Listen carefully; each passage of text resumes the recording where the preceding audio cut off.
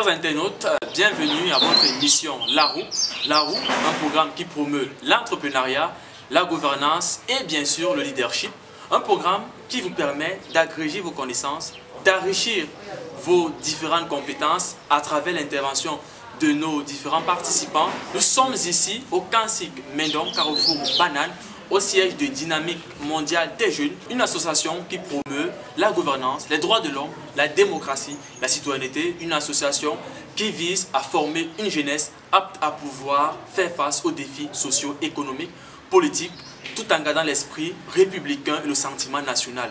Bien sûr également, cette association vise à impliquer ou alors à intégrer les jeunes ou alors les préoccupations, les potentialités dans les prises de décision au niveau national et au niveau local. Retrouvons-nous juste après la page en couleur.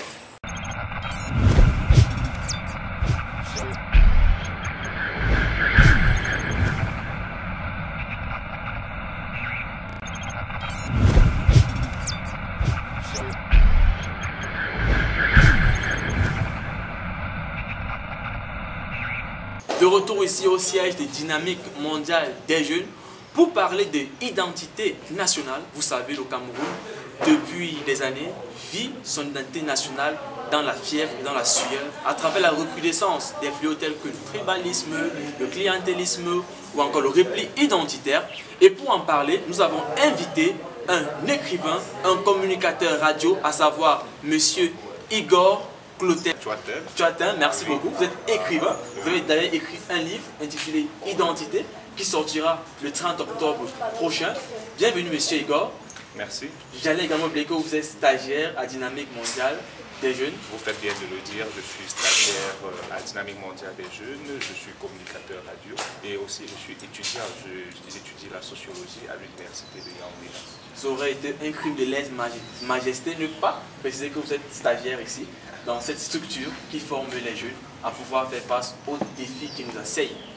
Effectivement, parce que Dynamique mondiale des jeunes est comme un siège ou un tremplin de réveil des potentialités qui sommeillent en la jeunesse et elle œuvre depuis plusieurs années dans ce domaine et vous avez bien fait de signaler ces axes d'intervention qui sont entre autres la démocratie et la gouvernance, le droit de l'homme, l'immigration et l'immigration et le service civil pour la paix.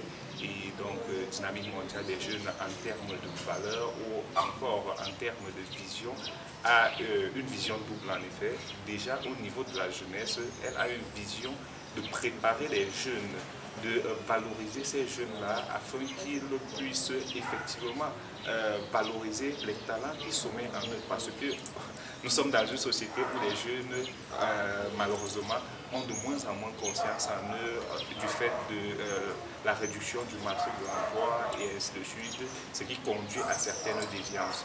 Observé notamment tant sur les réseaux sociaux que dans la vie active. Effectivement. Mais ce produit, nous ne sommes pas là pour parler de Dynamique mondiale des jeunes, nous sommes là pour parler du livre que vous avez rédigé, qui sortira le 30 octobre prochain. Déjà, pouvez-vous nous dire qu'est-ce qui vous a motivé à écrire ce livre? Et est-ce que vous écrivez depuis ou bien vous êtes à votre première publication? Bon, si je dois répondre à la question de savoir depuis combien de temps j'écris, je dirais depuis environ 3 ans, parce que c'est certes ma première parution individuelle, mais j'ai bien participé à la rédaction de plusieurs ouvrages collectifs, notamment Lire et Art 1 qui est paru aux éditions Soleil, c'était en 2020, je pense avant la première moitié de 2020. Également à Amour en cascade qui est un autre projet de poésie collective, un projet collectif qui verra le jour avant le 30 de ce mois. La date n'est pas encore très exacte, on attend encore les précisions de l'éditeur. Et un troisième ouvrage qui cette fois-ci n'est pas de la poésie, c'est le prestigieux livre du service civil pour la paix, travail de paix en temps de pandémie de Covid-19. Un livre effectivement produit par le service civil pour la paix en partenariat notamment avec le Zenou Network de Flaubert Ndiaté. Un livre qui a été traduit déjà en langue anglaise et qui le sera encore en langue allemande certainement. Donc voilà les projets collectifs sur lesquels j'ai déjà eu à travailler. Et actuellement, je travaille à la sortie effective de l'ouvrage du recueil de poésie Identité. Identité. Donc vous êtes un passionné de la lecture, vous êtes un passionné de l'écriture, vous êtes un passionné de la poésie. Oui, je suis un passionné de tout ce qui touche à la sensibilisation ou tout ce qui peut participer à la transformation sociale. Et moi, j'ai choisi mon domaine, c'est celui d'écrire et celui de parler. Parler par la radio, ce qui fait présenter, ressort ma casquette de communicateur radio, et parler par écrit, ce qui ressort les différents ouvrages que j'ai déjà participé, dont j'ai déjà participé à la rédaction. Et si on me posait la question, oui, vous l'avez posé déjà tout à l'heure, de savoir depuis pourquoi j'écris. La motivation. La motivation. Pour parler sincèrement et amplement, c'est depuis 2018. 2017, je crois, j'ai commencé à écrire après avoir lu un ouvrage de Thomas Tchatchoua qui était plutôt un roman de Thérèse et Tony, c'était ça le titre de cet ouvrage-là.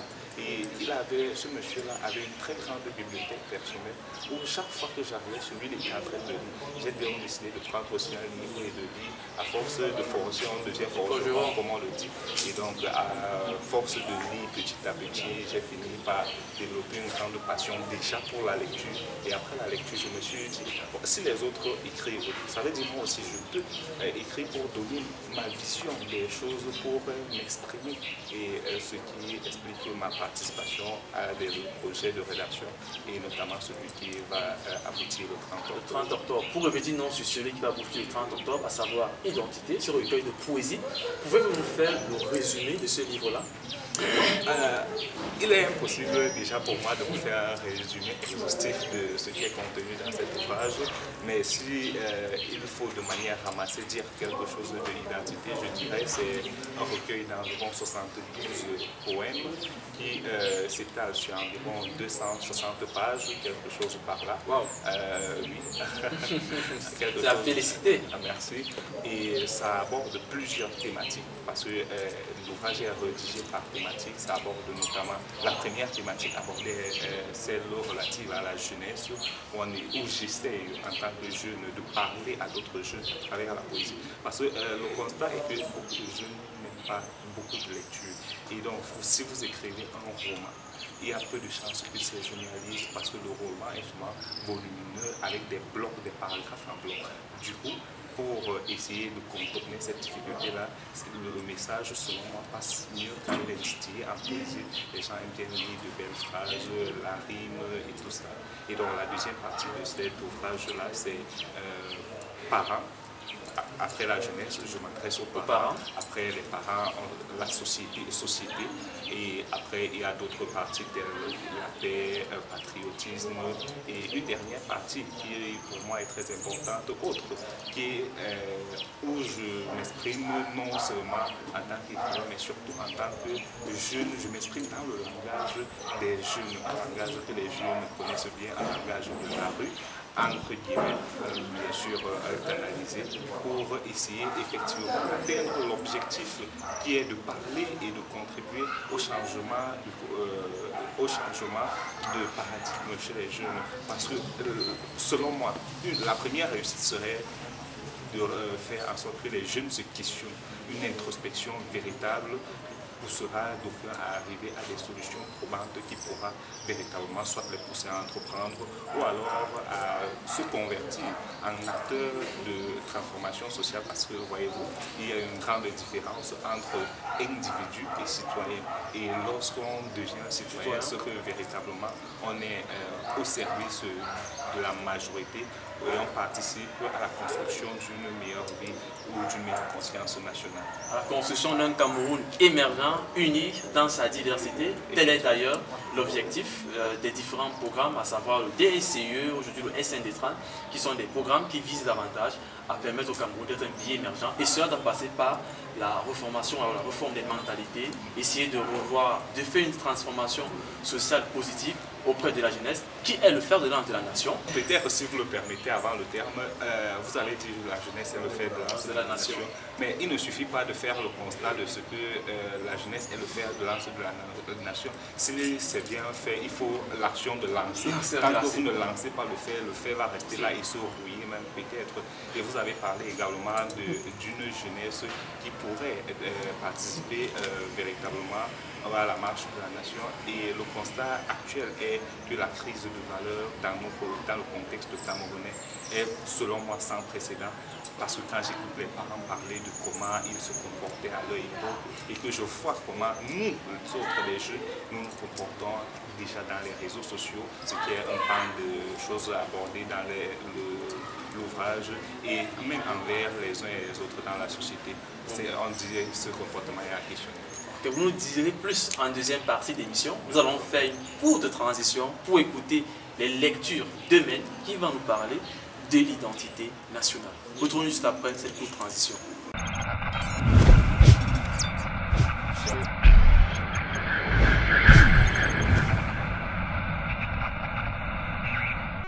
Salut chers internautes, bienvenue dans ce nouveau numéro de la lecture de Mel. Aujourd'hui, nous allons parler de l'identité nationale. Qu'est-ce que c'est que l'identité nationale?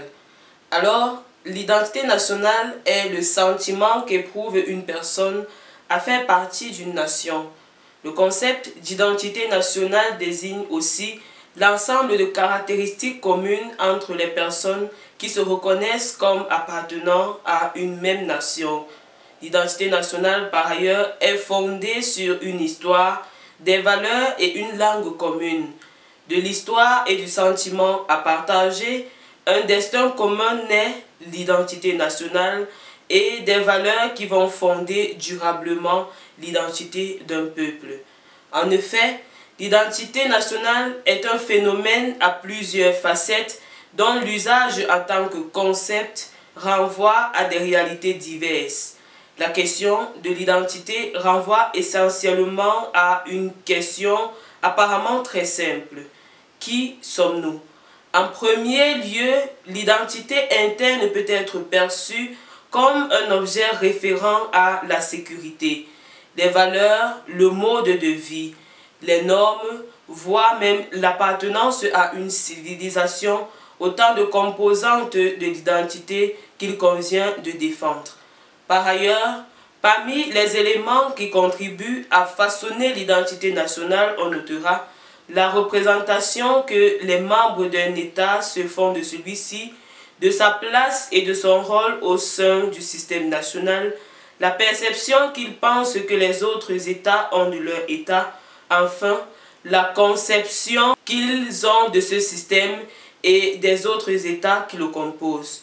La question de l'identité externe s'inscrit dans une problématique particulière de l'identité, celle de l'altérité.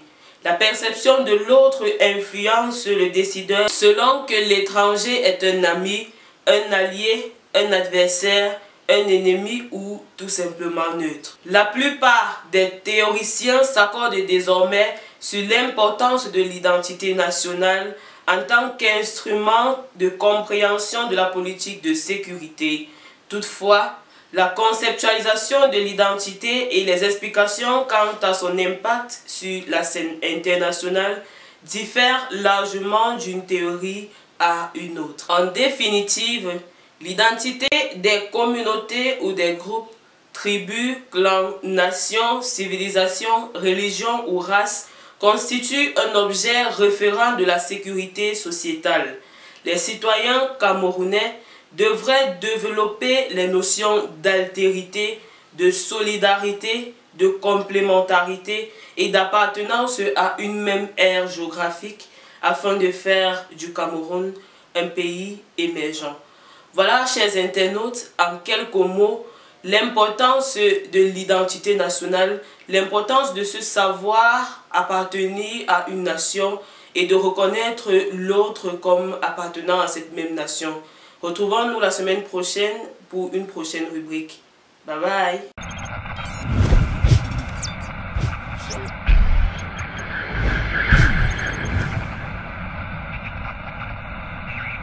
De retour ici au siège de Dynamique mondiale des jeunes, après avoir écouté avec beaucoup d'intérêt, après avoir dégusté les lectures de mails, nous poursuivons nos échanges avec M. Igor Clotaire, qui est auteur d'un ouvrage qui sortira le 30 octobre prochain, à savoir Identité, un recueil de poésie de 260 pages environ, qui vise à s'adresser à la jeunesse, aux parents, à promouvoir la paix et bien sûr une transformation positive pour un Cameroun nouveau ou alors pour un monde meilleur.